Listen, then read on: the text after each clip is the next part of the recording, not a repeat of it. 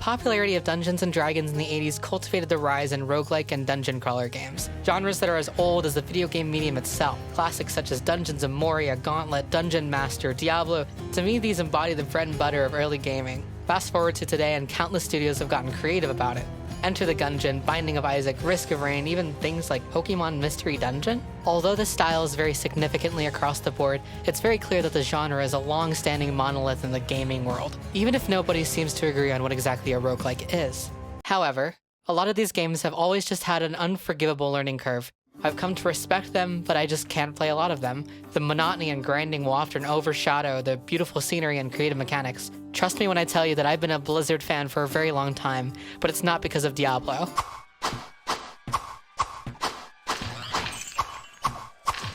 Enter Supergiant Games. If you know anything about the studio, you would know that they're probably unable to create a bad video game. Hades marks Supergiant's 4th title. It was an early access development from 2018, and I had honestly not even heard of it until it was finally released in 2020. When I saw my friend Galaxy Squid playing it over Discord, I audibly said, this doesn't really look like my kind of game, knowing how I felt about roguelikes, of course. But eventually, I purchased it on impulse in December and went in with zero expectations.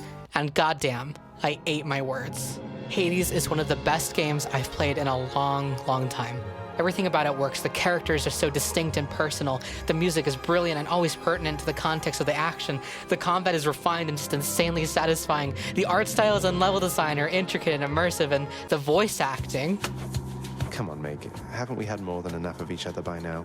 Besides, don't you have someplace else to be? Your father sent me. All in all, I'd rather be on your bad side than his. Now you can turn back like a good little man, or I can send you home the painful way. What'll it be? I'll have to go with the painful way. A man after my own heart. I can't remember the last time voice acting was so noticeably rich and engaging. There's so much variety, so much atmosphere, so much fun. Fun whether you're a casual player or beyond that. The game begins with a chilling, fairy tale-like introduction. Few tales are told of Hades, whose very name inspires fear and penitence, reminding us of the inevitable fate which we all share. I, however, mean to tell you such a tale. Listen carefully.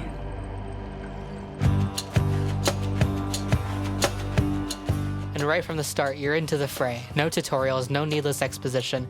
You play as Prince Zagreus, the son of Hades, Greek god of the underworld. Through interactions with the other various Olympian gods, you learn that Zagreus means to escape the underworld, and Olympus wants to help make that happen by offering blessings that temporarily bolster the prince's powers. Hail, noble cousin. Now, let's get you from that miserable place. I'll see that all of us upon Olympus do our part, beginning here with me. This is a positive thing throughout, but even more so when you meet Dionysus, who is very attractive. You battle through the hostile forces of the underworld, chamber by chamber, until you begin to realize your health continues to dwindle and there's no way to heal in sight. Inevitably, you die. No.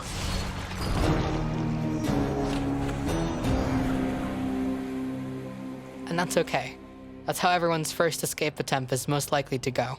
Upon death, Zagreus emerges from the pool of sticks and into the house of Hades, where his father and his father's servants reside. The Olympian blessings you received in your escape attempt are gone, and all that progress you made in trying to escape is lost. You sigh deeply, thinking you've wasted your time with that attempt, and the next one you'll do isn't going to be any better. But not exactly. In the house of Hades, you start down a path of meeting and cultivating relationships with various characters, learning about the underworld, hearing whispers of the mortal realm, overhearing drama between the residents of the house. But you soon find yourself off on your next escape attempt. You learn more and more about the blessings the Olympian gods have to offer. Although I do wish the game would allow me to make an offering to Dionysus. The offering would be myself. You begin to realize that the chambers are randomized with different rewards, enemies, and layouts. Each attempt is different from the previous. Every time you die and return to the house, you learn how to unlock small but permanent upgrades and renovations over time. Find out that you can use different weapons and unlock different configurations of those weapons. Through the relationships you develop with other characters, especially Dionysus, you procure information and keepsakes that give you a new edge over your foes. Slowly but surely, you get stronger and smarter and figure out which strategies and tools work best for you, and the game visually guides you with hints and icons that make plenty of sense without being cartoonishly unsubtle. Even though you're lost in the underworld, you're hardly clueless. With all of these things considered, Hades imbues a lot of purpose and value in death. Ultimately, you learn to accept that the gates of hell are still out of reach and that you may as well get used to checking up on everyone, as well as upgrading and renovating things around the house. Each escape attempt is a marker of your persistence, but your progress is more evident as Zagreus' relationships and environments evolve around him. The story persists and develops with each run that you make, and at a certain point, dying just doesn't seem like a bad thing anymore. You get so invested in the story and the characters that it's like every time you leave, you feel like you're being left on a cliffhanger. As death becomes a lot less daunting, you end up fighting better and inching closer to the surface. But no matter what you're doing in the game, you're rarely bored or met with any sort of downtime, even in expository and slower-paced moments.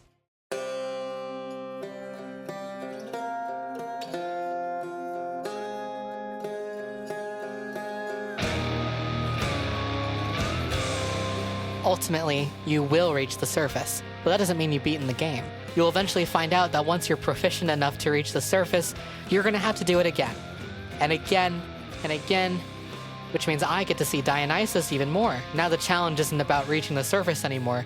The challenge becomes, how do I reach the surface creatively? You try out different combinations of the tools you have and the blessings you're offered. Work through achievements and side quests for better rewards. You're able to increase the difficulty of certain aspects of your escape attempt to keep things fresh too. Even after 30 or 50 or 70 attempts, when you finally beat the game, there's still more to try and more story to uncover.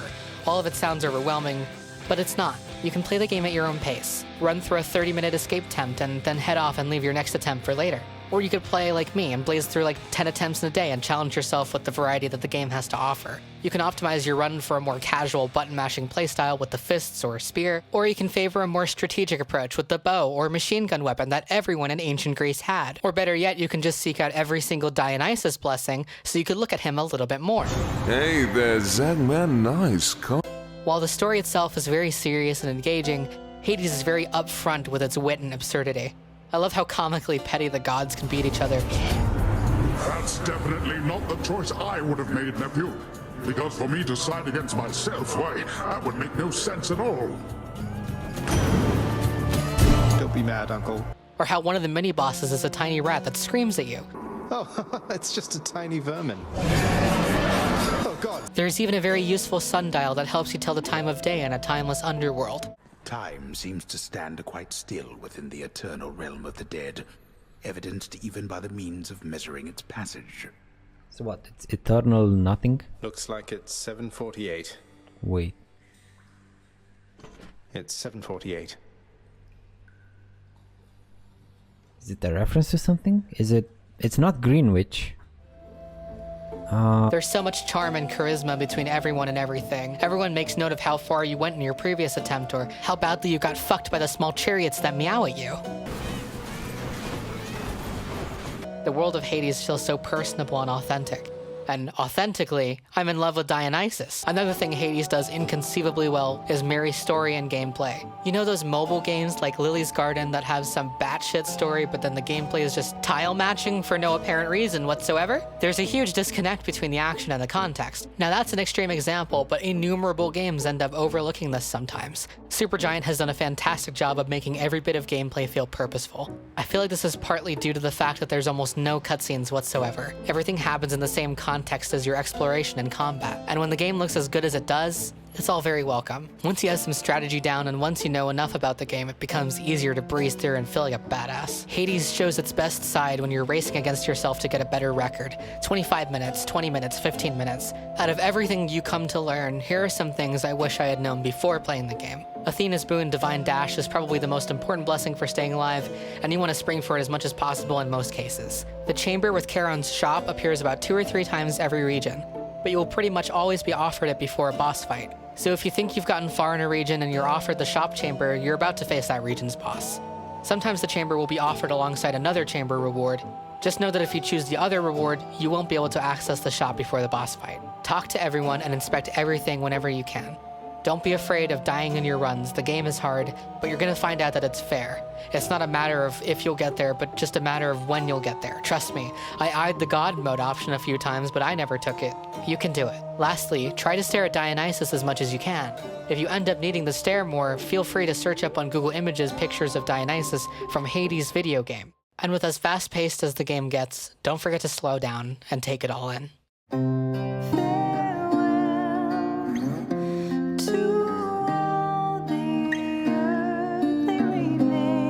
There is so much beauty and unparalleled sense of theatrics. Hades knows how to use your curiosity as its own game mechanic, and the more you pay attention to the smaller details and slower moments, the more you'll be well equipped to both progress the story and inspire your escape attempts. And even in quieter, more introspective moments, the music in Hades tells its own parts of the story. Since buying the game just 2 months ago, it's probably the fastest 70 hours I've ever put into a game. Hades is as addicting as it is engaging and charming, and it really is to die for. I really wish I had gotten the vinyl collection of the soundtrack, but the CD is on its way to me as I write the script for this video. And even writing this very script and doing research for it, I attained even more appreciation and passion for Hades. If you're someone who is typically put off by repetition and starting over, even if you're put off by dating sims, I would implore you to give Hades a chance. The game is so full of authenticity and spectacle. Supergiant has created something special here, and it brings me so much joy to be able to put it right here in my top 5 favorite video games of all time. There's just so much love put into this game. It's hard to think of the last time I was this utterly captivated by a video game. Hades is an Olympian blessing in its own right. Humanity has always been faced with the cruel reality of death. Mortality is something we've discussed and thought about for thousands and thousands of years. Across so many religions and philosophies, everyone tells a different story. Hades isn't just a thought about fragility, but a love letter to death itself, and it fills our imaginations with this wondrous chthonic underworld. Personally, I found it to be inexplicably comforting. The whole theme of the game is that there is no escape, and even though escaping is presumably the end goal, the more I heard that phrase, the more I felt fine with it. It's weird to just say that hell seems like a pretty alright place. Especially if it means I get to talk to the hottest god of them all. Cheggers, god of the party quiz.